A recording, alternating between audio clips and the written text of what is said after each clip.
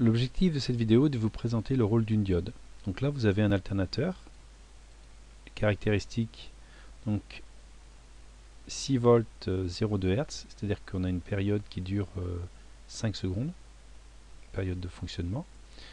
Une diode, une AN4001, donc courant direct 1 ampère, tension inverse et supporte moins 100 volts en inverse, 1 ampèremètre, 1 voltmètre, une LED avec une résistance pour limiter le courant dans la LED.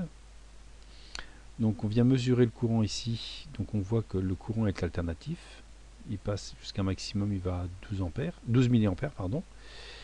Et donc à l'alternance négative, le courant est nul. Pourquoi? Parce que l'alternance positive, le courant circule dans le sens du triangle, de l'anode vers la cathode. Donc dans la diode D1 est passante, le courant passe comme ceci dans l'ampèremètre, il passe à travers la LED, la résistance et retourne à la borne moins.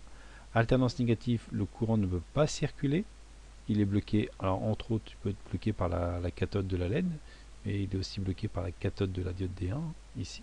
Voilà, donc le courant ne peut pas circuler dans l'autre sens.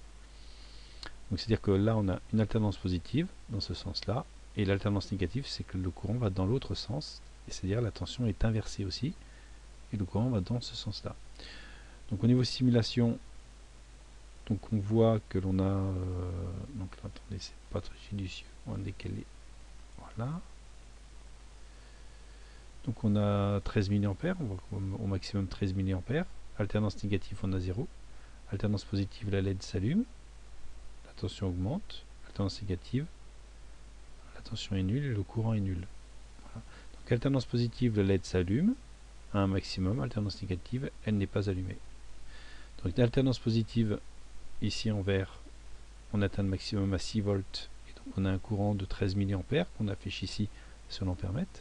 Alternance négative, donc en vert, on voit que le potentiel ici est nul, donc la diode ne passe pas, donc la tension est nulle.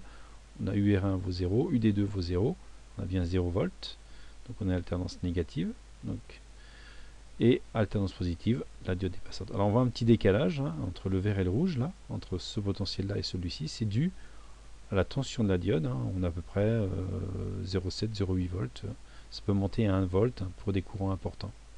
Voilà. Donc rôle d'une diode, ça laisse passer le courant que dans un sens et pas dans l'autre sens. Voilà.